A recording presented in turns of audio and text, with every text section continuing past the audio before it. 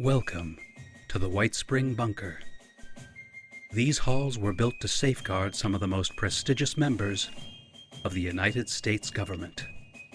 We are Modus, and we are always looking for men and women capable of helping us restore what has been lost.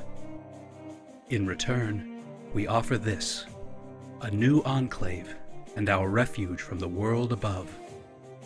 Please, take your time and look around.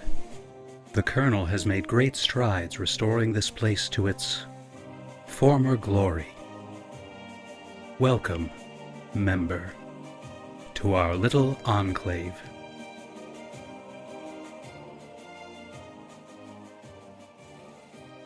Greetings, members. As always, I am the Operative, your designated tour guide and host here at the White Spring. Operation Werewolf, or as others in Appalachia called it, the Blood Eagle War, has come to a successful conclusion. Leaderless and scattered, the remains of the once powerful faction won't pose a significant threat to the Colonel's plans for the foreseeable future. As Appalachia adjusts to the new reality, the Overseer and her assembled 76ers in Sutton move to expand their influence, using their alliance with Foundation to counter the new Enclave. While both the Overseer and the Colonel jockey for position, secrets long buried in the Appalachian hills begin to resurface, and ghosts from the past threaten them all.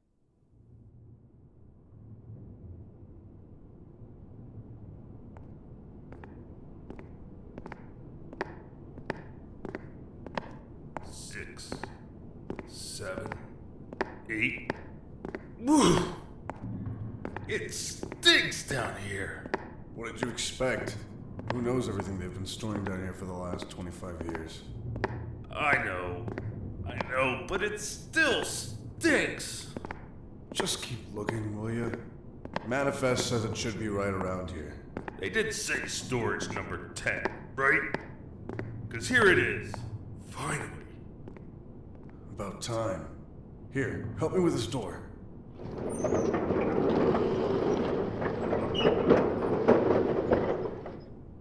Would you look at all this stuff? Is that a tank over there? Sure is. Haven't seen one of those since the war games. Come on, let's find Cabernet and get out of here. I'm tired of being a delivery guy. Although it's still better than running after those renegade deltas. Did you hear about Grey 15? Yeah, poor SOB. At least they found the body. Amen to that. Shit. Hold up. Bring that flashlight over here. Here you go. Hell, this looks old. Really old. You ain't kidding. Alright, here's the manifest. Okay, you check, and I'll grab the cart. They want all this upstairs for a systems check.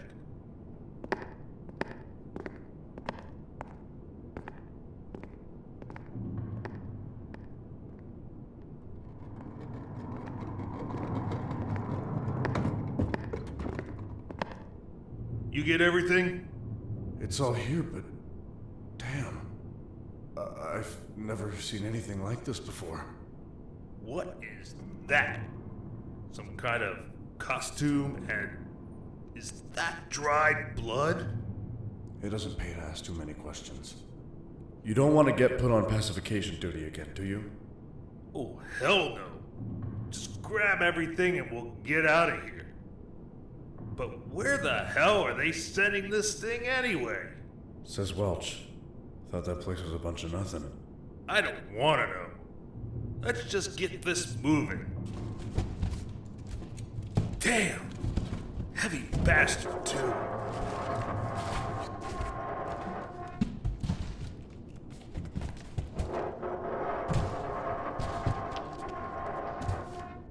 That should be everything.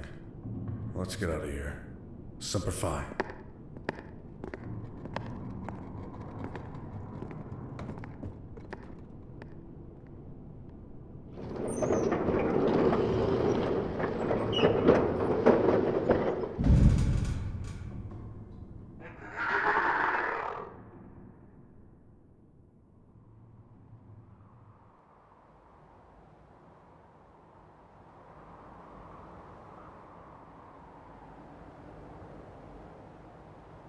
An inky haze hung over the region of Appalachia called the ash heap.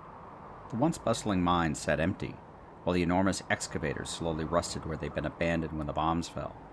Smoke rising from innumerable coal fires filled the air. White cinders rained down from above, covering everything with a fine gray powder. As inhospitable as the area was, the former residents of Vault 76 had established a series of small settlements there, built around the ruins of the former towns. Accessing the old mines to reap what had been left behind, a brisk trade soon developed between the scavengers and the new settlements. Duplica led her small caravan down the dusty road towards Welch, her gaze continually scanning the horizon. Despite the growth and colonization of the area, she knew dangers still lurked on the cliffsides, shrouded in the smoke and dust. It seemed a strange place to settle down, she thought, given that there were settlements in far more pleasant places who would surely welcome newcomers with open arms, should they be willing to lend a hand with a workload in return. She imagined it was the mines and their treasures that drew them here, however, and she supposed that she could not fault them for that. The materials they were harvesting were useful, and she was glad to help with dispersing them across Appalachia. Nudging her bandana up to the bridge of her nose, Dew turned her attention to the wreckage off to the side of the road. The old Rawlings work camp had once been the base of operations for the Blood Eagles. She'd had her fair share of run-ins with the raiders before, but luckily the place was quiet today. Someone had leveled the place recently, leaving the camp as empty as they once found it. She hadn't seen a Blood Eagle in these parts since. Picked clean, no doubt. She doubted she would venture far into the ruins regardless. A thicker layer of toxic smoke had settled over the area. There was nothing left there worth risking her life for. Come on, Sadio girl. Not much farther now. Duplica had to detour around the old Mount Blair train yard. While following the old abandoned tracks was the most direct route to Welch, the train yard itself was mole miner territory. One of the mysteries of the New World. Hardly anyone knew much about who or what the mole miners actually were. When the 76ers first came to the ash heap, they found the creatures inhabiting many of the old mines and camps across the region. Immediately hostile, these, well, whatever they were, attacked settlers on sight and seemed intelligent enough to be organized. They all wore old rebreathers and mining suits, and it was their hunched-over appearance and their tendency to use tame mole rats as weapons that led to folks dubbing them the mole miners. After nearly a year of constant conflict, the two sides settled into an uneasy peace. The settlers avoided the areas the mole miners claimed as their own, and as long as they gave them their space, the mole miners let the settlers alone in return. The one exception was Welch, one of the larger pre-war towns in the ash heap. It had been the scene of labor unrest and a major industrial accident before the bombs dropped. The accident had exposed rich veins of natural resources, which the new settlers wanted to exploit. The mole miners, on the other hand, seemed to consider Welch their home. The first small group of 76ers who settled there were set upon and massacred in early 2103. Even now, folks still talk about the incident. Johnny Dodge had been part of that original group, but he'd been out on a scavenger run. When he returned from the trip, he found his wife and children dead in the rubble of their makeshift home. Old Johnny spent the next month going from settlement to settlement in the ash heap, recruiting his own small army. When he returned to Welch, to quote the old saying, no quarter was asked, and none was given. The fighting lasted for the better part of 3 days until the remaining mole miners fled into the nearby mines. No one really knew what happened to Johnny after. Legend had it he followed those mole miners down into the earth, not to be satisfied until every last one of those devils was dead. If that was the case, Duplica thought, he hadn't succeeded.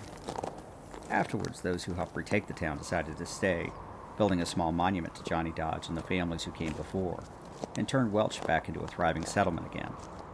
The mole miners kept their distance from then on.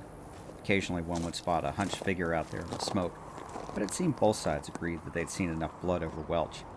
Duplica erred on the side of caution. She wouldn't rely on whatever gentleman's agreement either side recognized. To her mind, it was best to avoid them completely. A distant crack of thunder brought her to attention, her gaze sweeping the air before she turned her head to look back the way she had come. That hadn't been a gun firing. Great. Rad storm. Green radioactive clouds roiled the horizon, heading in her direction.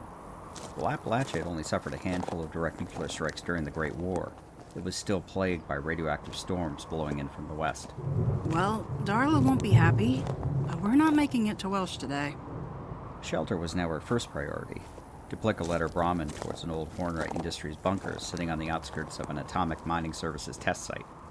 Guiding Sadie through the door was an adventure in itself, but with a few pushes and shoves later, Dew was slamming the door behind them and making sure all the shutters were closed as the green clouds rolled over them. Let's see if I can reach Darla. Let him know it's coming. She'd noticed the old shortwave radio on the desk while securing the room. Now she sat herself in front of it, adjusting the dials in hopes of catching a signal.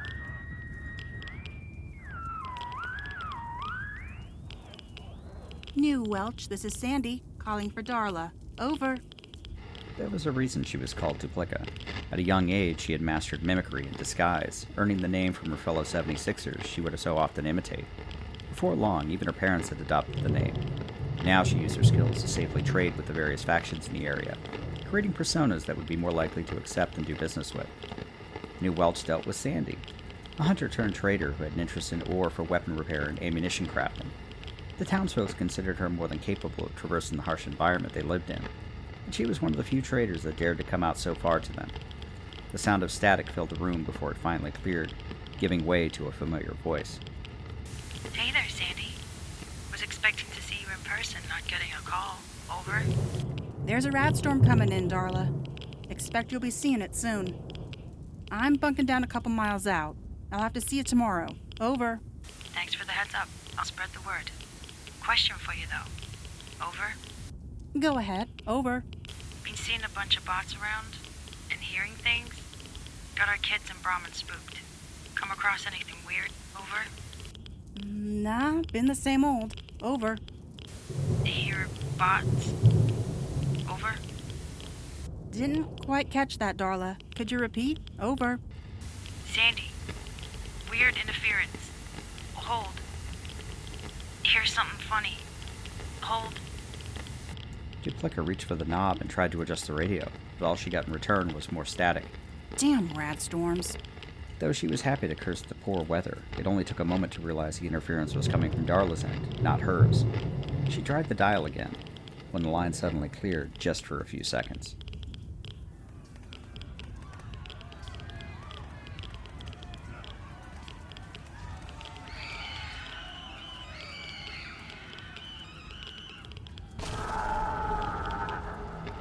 The static washed over the screams and explosions, and the circuit finally went dead. But there was one final sound, something she had never heard before. It sounded like a sheep. What the hell? For the sound of the rad storm, Duplica could hear the gunfire in the distance. Checking her Geiger counter and taking a chance, she cracked the shutters in the direction of New Welch. The counter registered a significant jump in rads, but it was nothing that a dozer radaway couldn't handle. Determined, she searched through the haze, hoping to catch sight of something. The gunfire punctuated the sound of explosions, and she could see a glow in the distance. Then it seemed like the entire horizon lit up, and Duplica had to shield her eyes from the harsh glare.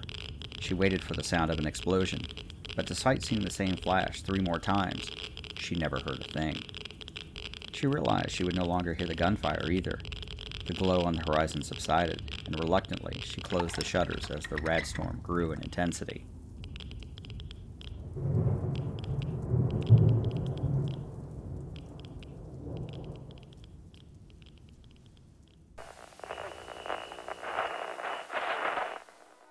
Once upon a time, 27 years after the bombs fell, there were 2 people, a vault dweller and a California girl. They met, and sparks flew. That's when things got interesting. Once Upon a Wasteland is their story. Follow Elizabeth Kirby and Odessa Valdez as they pursue their happily ever after in the post-apocalyptic Appalachian wasteland of Fallout 76. Available on Spotify, Apple Podcasts, Stitcher, and many other podcasting platforms. Once Upon a Wasteland, a Fallout 76 love story. Available now.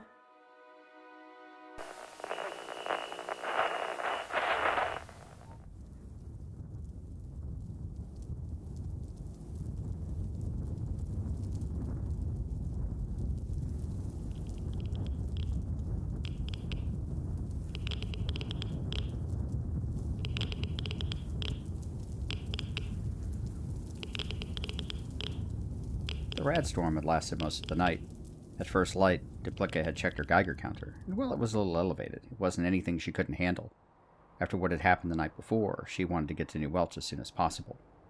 Gathering up her belongings and laboring to get Sadie back out the door, Appalachia was on the road to the settlement. A breeze blew down from Mount Blair, and a blackish haze of the ash heap parted to reveal what had been the growing settlement of New Welch. What the hell happened here? Appalachia stopped at the top of the rise and looked down at her destination, which now consisted of nothing but burnt-out buildings and rubble. Darla! Darla! Anyone? Tying Sadie's lead to a broken piece of rebar, Appalachia threaded her way down the hillside towards the middle of the settlement.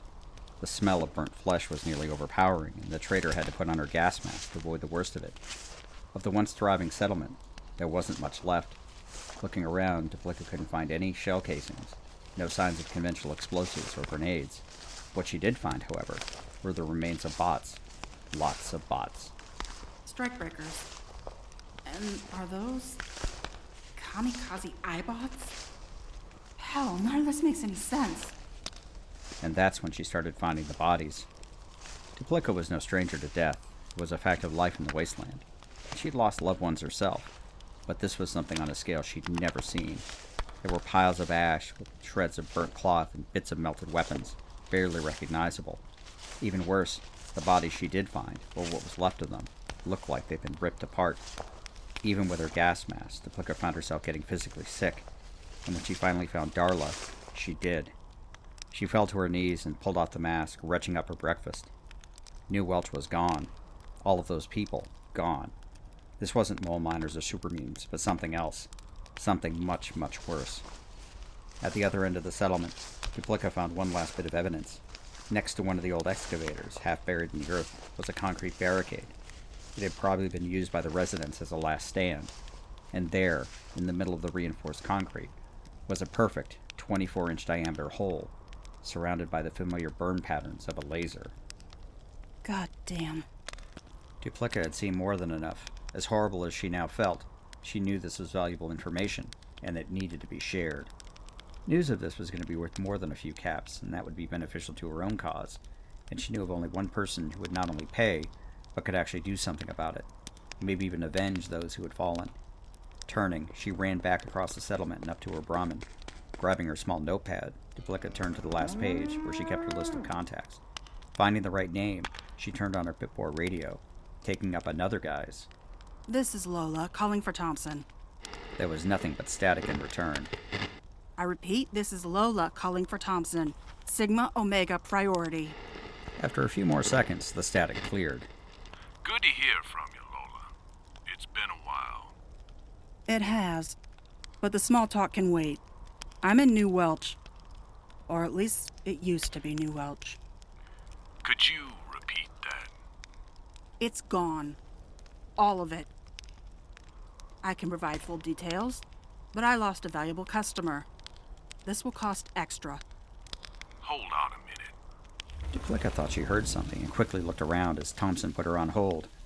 Aside from the dust and wind of the ash heap, she couldn't see anything, but she felt like she was being watched. We have a team in the area. They'll rendezvous with you in, say, 2 hours. Well, I can pay you 150% standard rate. Best I can do. Fine. Just tell them to hurry. I don't like being stuck out in the open like this. Challenge response Zeta. Understood? Zeta, yeah. I got it. Thanks, Thompson. Appalachia turned off her radio and grabbed her sniper rifle and disguise kit from Sadie's pack. Scanning her surroundings again, she pulled the Brahmin over to cover and waited. On the top of a nearby hill, 3 grayish-brown figures watched the trader and exchanged what sounded like muffled gibberish between them. In the haze, they were nearly invisible at this distance, and after taking one more look at what had been New Welch, they shambled back down the backside of the hill, towards the Mount Blair train yard.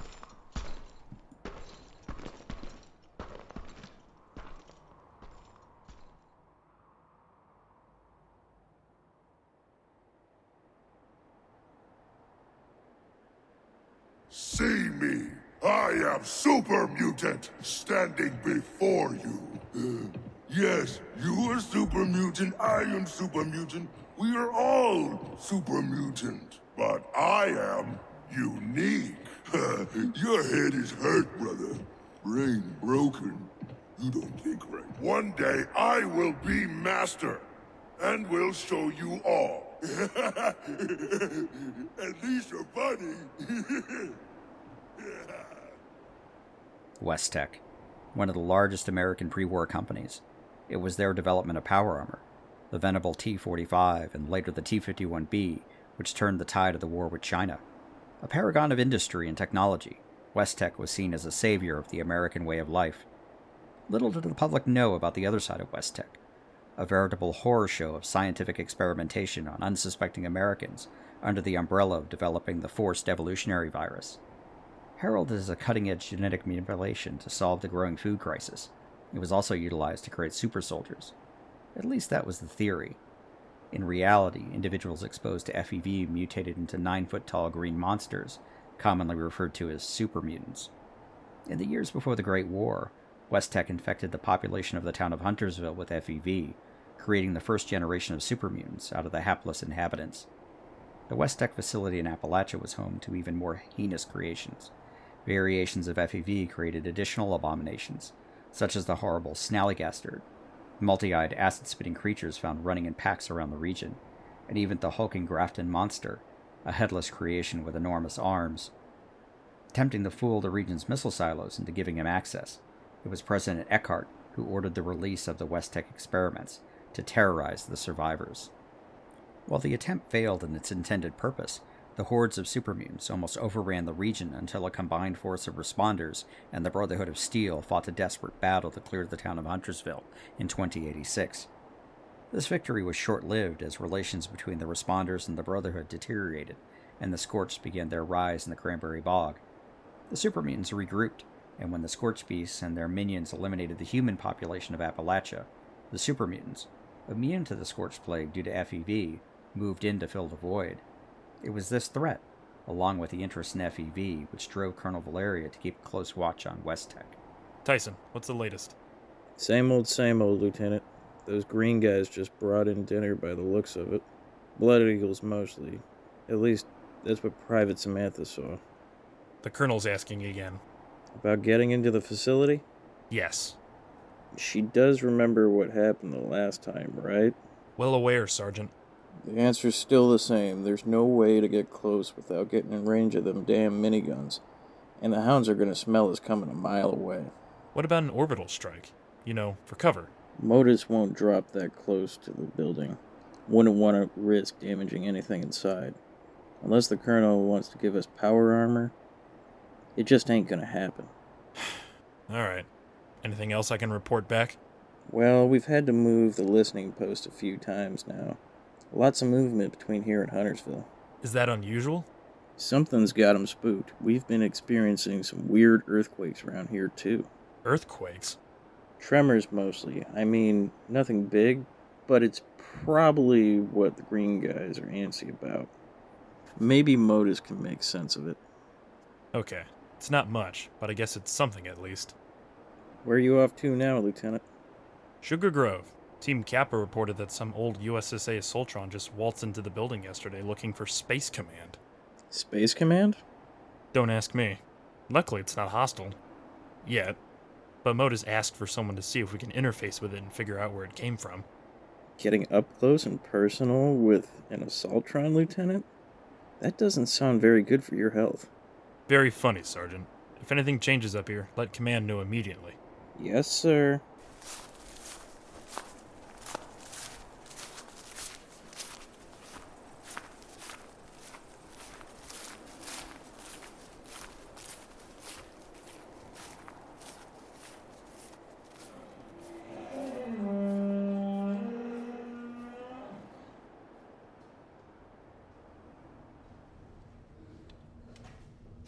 Good morning, members.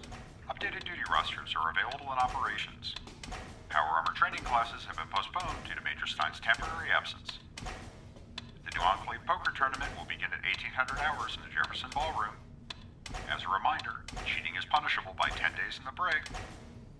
Due to the current copper shortage, plasma cartridges will be restricted to priority assignments only. See Captain Reynolds and Logistics to requisition combat rifles and .45 ammunition as required. The tapping of a cane, punctuated by the sound of an assaultron's footsteps, echoed through the bunker hallway. The other operatives immediately recognized the sound of Captain Thompson, making his way towards the colonel's office. Thompson had been an early recruit and member of the new Enclave, distinguishing himself first as an operative, and then as a team leader as the colonel had been running missions across Appalachia, leading up to the Battle of the Bog. Ah, damn leg. Thompson had been one of the lucky ones, a survivor of the final battle against the Scorchbeast Queen. He'd been badly injured and lost half his team during the fight. Despite heroic efforts by the medics, they'd been forced to amputate what was left of his leg. Soon after their return to the bunker, the colonel had given Thompson a choice. Captain, we can replace your leg. It won't be perfect, but it will work. Thompson had said yes, of course. He couldn't bear the thought of being benched as an amputee when Appalachia needed all the soldiers it could get. The replacement hadn't been perfect, in fact far from it, as it had come from a half-wrecked assaultron. It had taken him nearly 2 months to learn to walk again on his new robotic leg, and it was uncomfortable, a constant reminder of his injury. Thompson knew his days in the field were over, but he hoped that the colonel had a place for him to contribute. Thompson didn't have to wait long, and when he received his new orders, he honestly didn't know what was worse. Yes? Captain Thompson, Team Cryptid. Come in, Captain.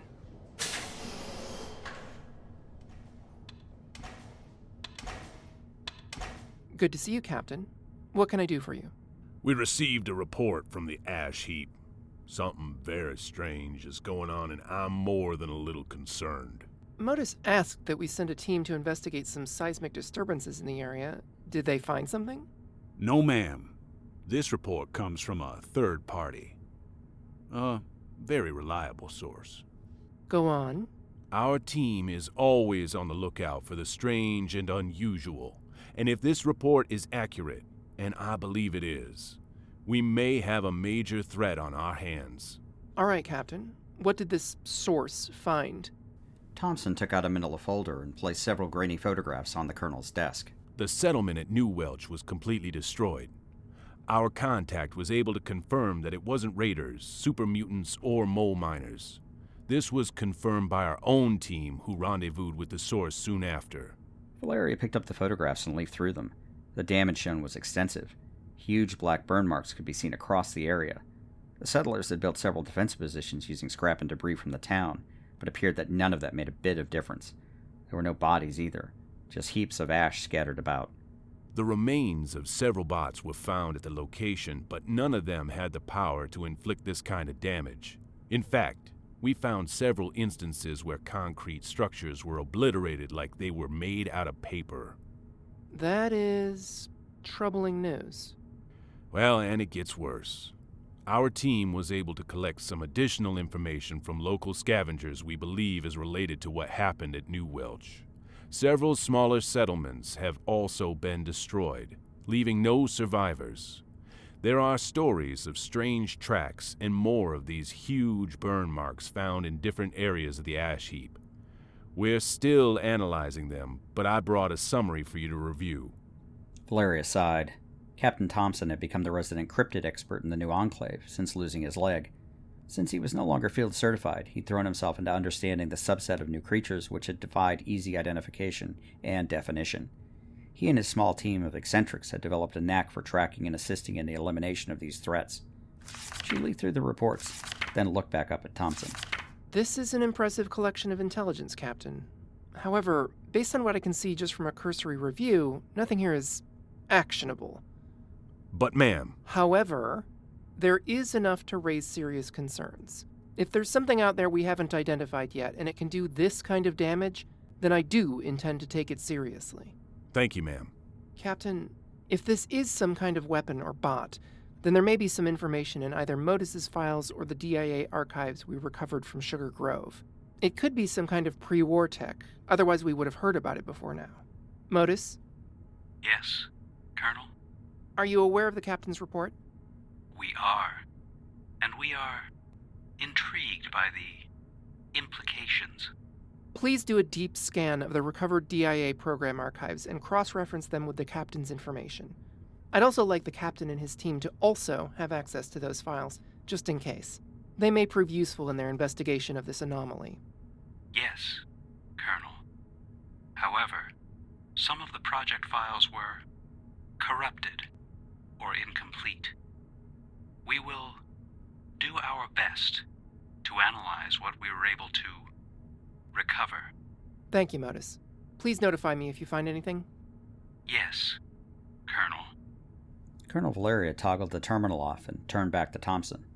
I honestly don't know if those files will prove useful, Captain, but it can't hurt to look.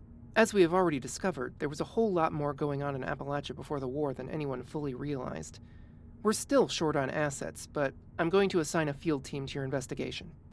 Thank you, ma'am. Team Sigma should be sufficient for your needs. Yes, ma'am. I'll have his orders cut this afternoon and let him know to report directly to you. I expect fast results, Captain. We need to know what we're dealing with. Thompson saluted and collected his briefing materials and left the colonel's office. Not even the irritation of his mechanical leg could dampen his enthusiasm. He had a feeling about this one.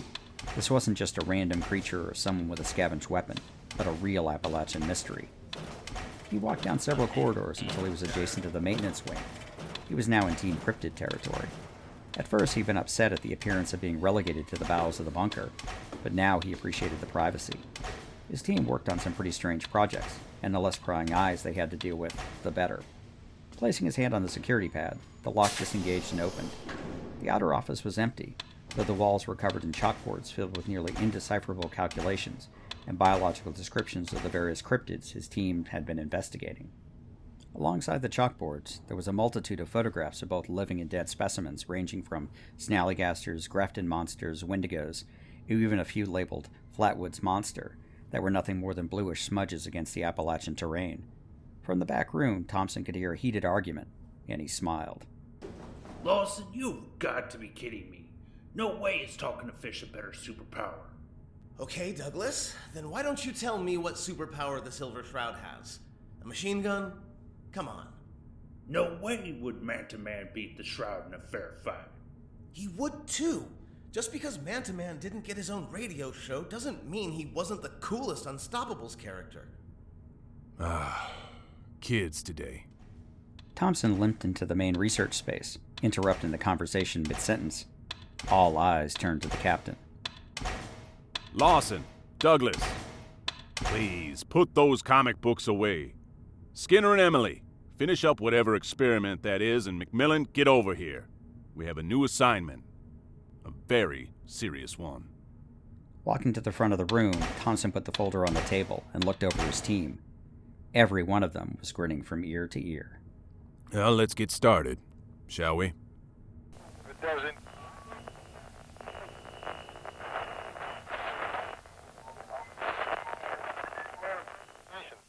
Hi, I'm Fire Rider, and I'm the host of The Pixel People, a podcast dedicated to taking a close look at our favorite characters from our favorite video games. From major characters who define the course of a game's storyline to smaller characters who you might have never noticed. Every week, we go beyond the quest line to examine a particular character's story arc and choices, and discover the real-world parallels and life lessons hidden just below the surface. I hope you'll join us. You can find the Pixel People on Anchor, Spotify, Apple Podcasts, and everywhere else you listen to podcasts. It doesn't.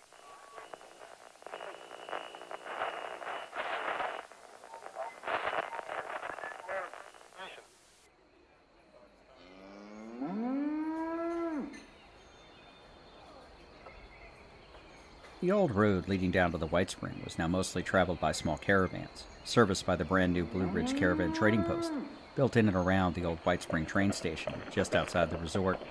Per the colonel's orders, members of the new Enclave kept a low profile around the trading post, acting as ranch hands mostly, but if push came to shove, they were also prepared to defend the interests of the White Spring. The once fashionable train station was now surrounded by makeshift market stalls, and the old parking lot was now filled with Brahmin, grazing on bales of hay and braying in the afternoon Appalachian sun. Despite the proximity to the White Spring Resort, access to the grounds was still heavily restricted.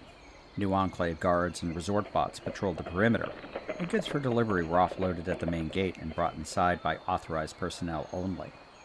Rumors of what took place behind the resort walls were exchanged in every bar and camp in the region, and around most campfires as well. How bet that's where they hid all that gold everyone is talking about. In there. Makes sense, right? I mean, come on. All that security, even before the war? What else would it be? Well, maybe. But I heard it was supposed to be some kind of sanctuary for Mr. House. Built some giant bunker for himself before the war, right under the hotel. Mr. House? He was out west though, wasn't he? Vegas, yeah. But the man used to travel all over the country back in the day. Makes sense to have, like, multiple safe places to hold up, even the bombs dropped while he was here, right? You're both wrong. Oh, hey, Ares. What do you know? It's aliens, boys. Little green men and all that. Using the resort as a front to take over the planet. Very funny, Ares. Aliens. Right.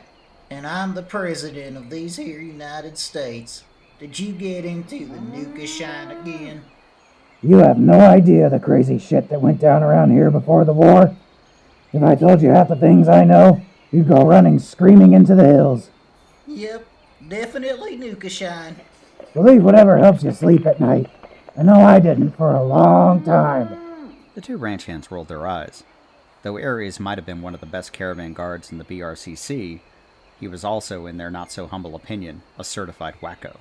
He always wore a gas mask in public, claiming he needed it to keep his face together after some unspecified injury he'd suffered before the war, and his sense of humor tended to be in a class all of its own. However, he was completely reliable in a fight, and well-liked amongst the merchants. So what brings you all the way up here, Ares? Figured y'all could use an extra hand with all this traffic. Good one, Ares. And if you expect us to believe that, we got a death claw to sell you too. Alright, you got me. Just needed to get away from the ash heap for a while. Something didn't feel right. Learned the hard way to trust my gut, and it was pretty damn clear that I should vacate for more hospitable surroundings. You spooked, Ares? Didn't think anything bothered you. Enough chatter, boys. Got another caravan coming in, so get to work. Get those crates offloaded double time, and get them over the gate. Stuff shirts are paying triple caps for this load, so make it quick. Shit, those are some big boxes. What do you think it is this time? Weapons? Armor? Explosives? Whatever it is. How about not dropping it, just in case? Well, good luck with that. I'll just head over to the other side of the station and wait for my shift. You're leaving us? Oh, come on, man. At least help us with these crates. No way, no how. Too many bots over there. I don't do bots, period. End of story. Oh, come on, Ares. They're just big dumb bots. These crates are darn heavy. Just a little help. You're on your own. Sorry. Dealing with bots ain't in my contract. You have a problem with that? You go talk to Vinny. Ares put his signature baseball bat on his shoulder and turned, walking away and around the train station out of sight. Both of the ranch hands cursed him under their breath and resumed the unloading of the Brahmin. It wasn't long before the large boxes had been moved over to the main gate of the White Spring Resort, under the watchful eye of the resident sentry bot, and several new Enclave soldiers in their gray camouflage armor. As they finished, watching the boxes being unloaded onto another set of Brahmin, one of the ranch hands noticed a distinct logo stamped onto each box. In black block letters, it read, Somnus. Protect and serve.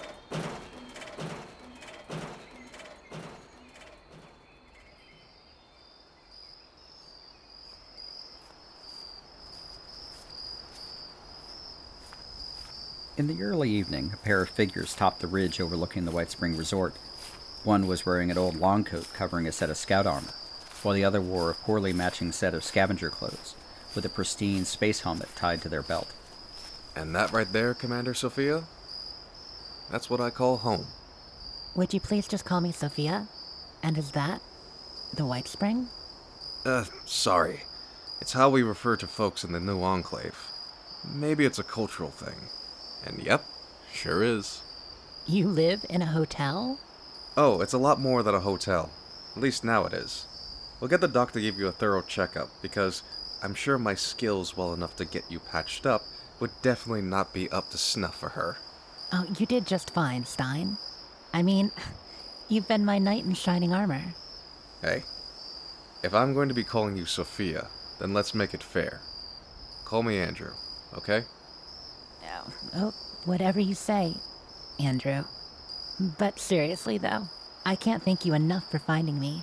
After all I've seen, I don't see how I would have survived much longer out in that mess of what you call the mire. Everything happens for a reason. It's actually funny. We were both sitting on ice for all these years. I mean, you floating around in space, and I was stuck in a basement. What a pair we make, huh? With everything you've told me about that, along with that big computer, Modus, right? Yeah, Modus. Maybe he'll know something about my mission. What went wrong, and just how I ended up here. None of this makes any sense. That's par for the course around Appalachia, unfortunately. But we're doing our best to try and get things straight again. Watch your steps down here. The rocks are a bit slippery.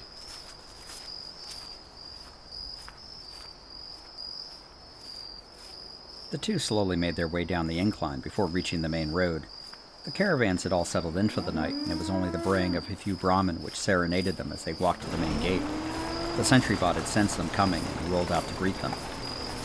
Movement detected. Major Stein, I have a guest with me, reporting in. The sentry bot scanned both individuals, confirming the Major's identity. The identity of the second triggered a newly added subroutine, and a message was created and sent.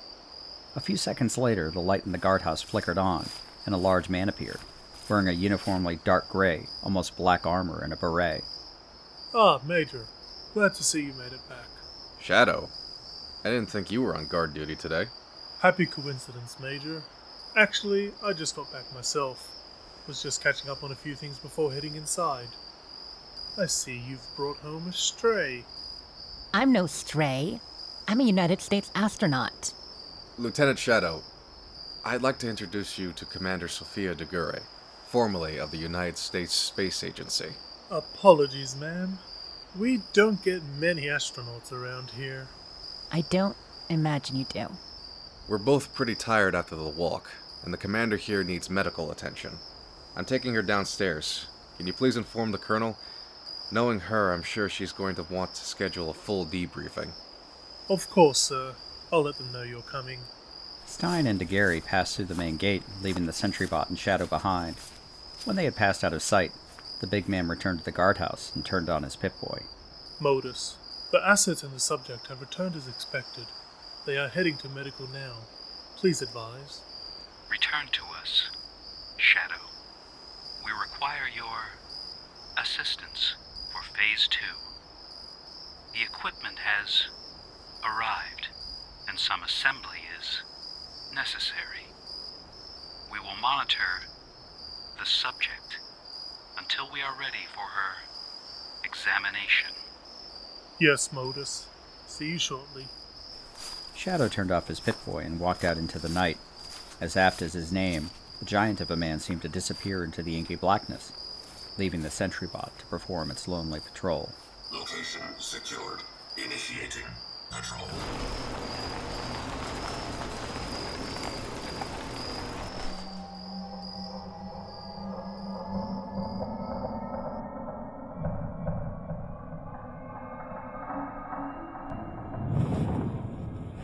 By the pricking of my thumbs, something wicked this way comes. Thank you again, members, for joining us here on The Modus Files. If you've enjoyed this content, please subscribe, and better yet, please leave a review to help others find our little enclave.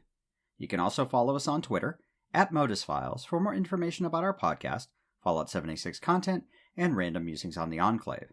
I'd also like to thank our cast: Pandora Beatrix as Colonel Valeria Faustina, XO1 King as Major Andrew Stein, Jessica Starr as Commander Sophia DeGary, DJ Reed as Grey 1, Nelson Abrego as Grey 2, Mandy Marie B. as Duplica, Nikki Sticks as Darla, Austin Rogers as Lieutenant Jones, Monty Wildhorn as Sergeant Tyson, Chris Smith from One Wall Comedy as Ranch Hand Number 1, Ranch Hand Number 2, and Aries, Wahui as the Caravan Master, Mark Hosworth as Captain Thompson, Eric Gold as Private Douglas, Rob Cunningham as Private Lawson, Daniel Hawthorne as Lieutenant Shadow, and Brad Williams as the voice of Modus.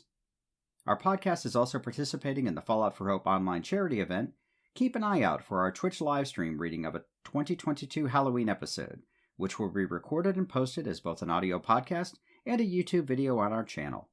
And a shout out to the Apocalyptic Aristocracy Discord, home to a great group of fellow creators, the Robots Radio podcast community and the rest of the Robots Radio Rocket Club, the El Gato Fight Club, and the United Wastelanders Network, and Jeremiah Johnson, our favorite character artist who provided the wonderful character artwork you can find on our website. Stay tuned for our next episode, Team Cryptid. Lastly, thank you to all of our subscribers and supporters. God bless the Enclave, and God bless America. Members, we look forward to your next visit to our little enclave.